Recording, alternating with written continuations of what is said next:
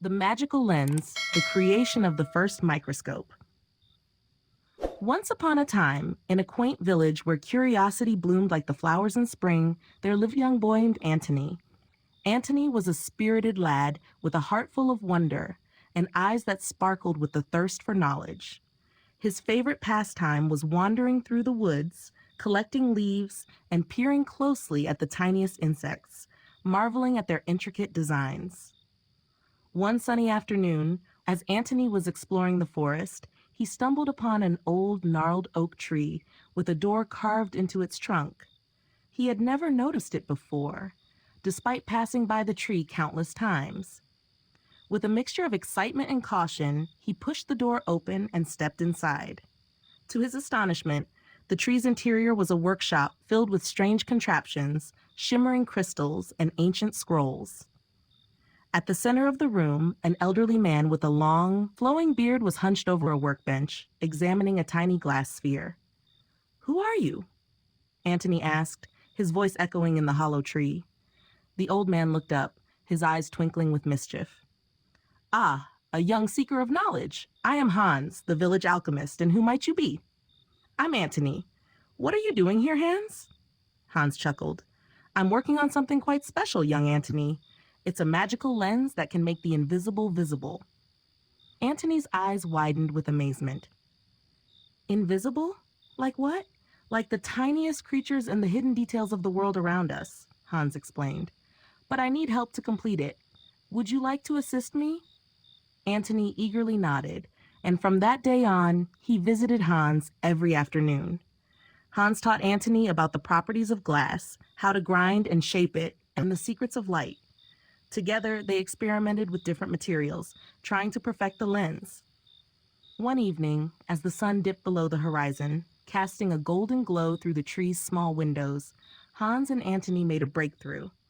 They had crafted a lens so fine and clear that it seemed to hold a world of magic within it. "Let's test it," Hans said, handing the lens to Antony. "Find something small, something you wish to see up close." Antony rushed outside and plucked a tiny flower petal.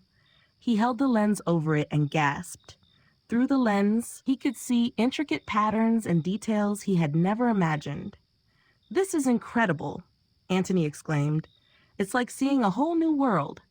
Hans smiled warmly. "Indeed, my young friend, this lens is the beginning of something wonderful.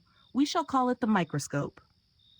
As days turned into weeks, the news of the magical lens spread throughout the village.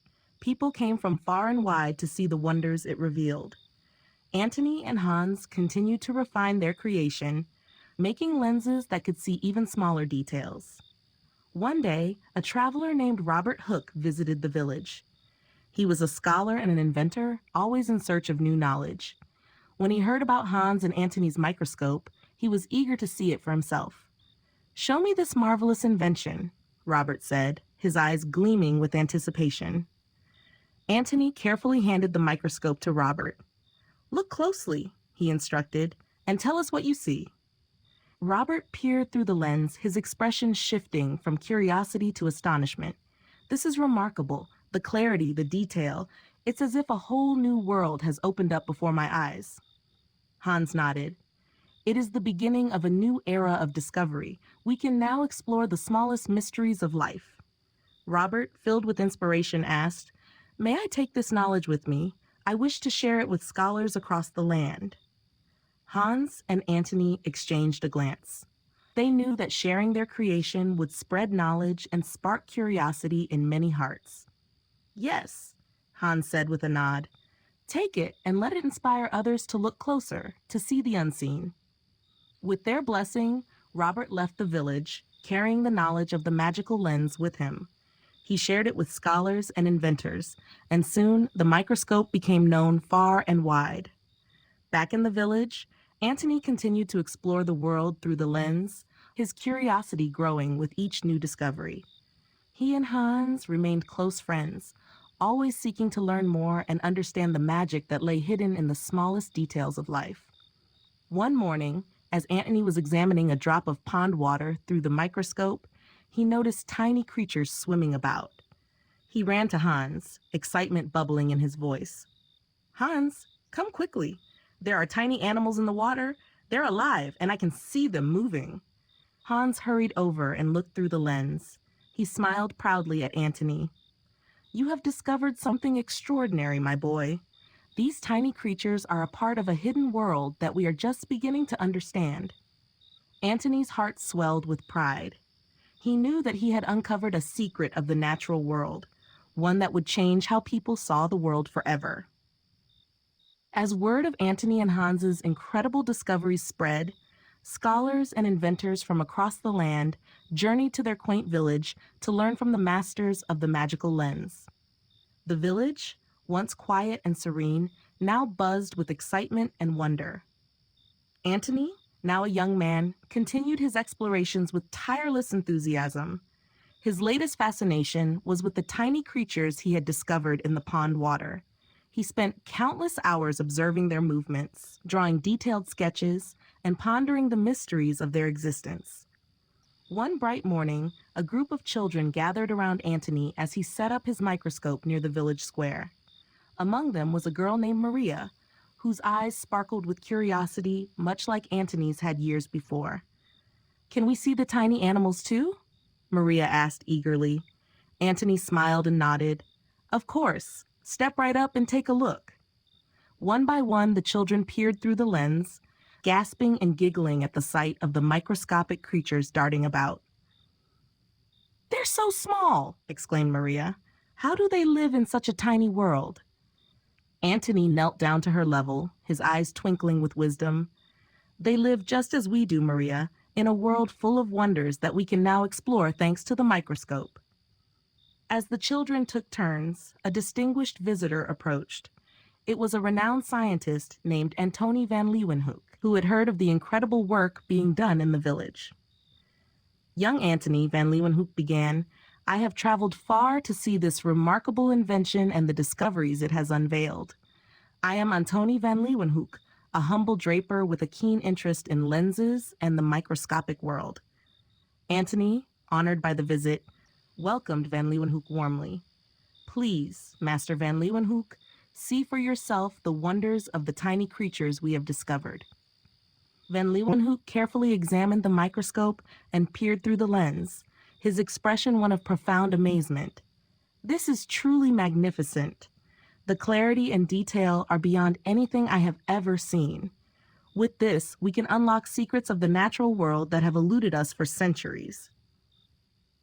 Hans, who had been observing from a distance, stepped forward. Master Van Leeuwenhoek, we have worked tirelessly to perfect this instrument. It is our hope that it will inspire others to explore and understand the unseen. Van Leeuwenhoek nodded thoughtfully. Indeed, it shall. I have spent many years studying tiny organisms with my own lenses, but this microscope surpasses them all. I would be honored to learn from you and share my knowledge as well. And so, a new chapter began in the village. Van Leeuwenhoek joined forces with Antony and Hans, and together they delved deeper into the microscopic world. They observed bacteria, studied the structure of tiny plants, and even discovered the intricate details of human cells. Their combined efforts led to groundbreaking discoveries that revolutionized the understanding of biology and medicine. Scholars from across the land visited the village to witness the marvels firsthand and to learn from the masters of the microscope. One day, as Antony and Van Leeuwenhoek were examining a drop of blood under the lens, Van Leeuwenhoek gasped in astonishment.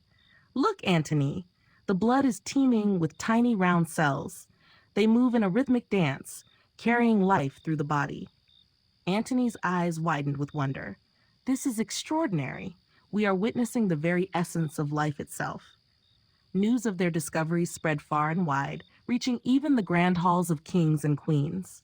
The magical lens, once a humble creation in a hidden workshop, had become a beacon of knowledge and curiosity. As the years passed, Antony, Hans, and Van Leeuwenhoek continued to explore, teach, and inspire. The village became a center of learning, where the young and old alike gathered to gaze through the magical lens and uncover the hidden wonders of the world. One evening, as the sun set behind the hills, casting a golden glow over the village, Antony sat with Maria.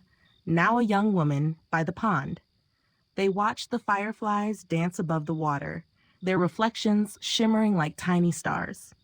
Maria, Antony said softly, the world is full of mysteries, both big and small. With the microscope, we can see the beauty and complexity of life that lies hidden from the naked eye. Never stop exploring, never stop asking questions. Maria smiled, her eyes filled with the same curiosity that had driven Antony all those years. I promise, Antony, I will always seek to understand the magic in the smallest things. And so, the legacy of the magical lens continued, passed down from generation to generation, inspiring countless hearts to look closer, to see the unseen, and to embrace the wonder of the world around them. The end.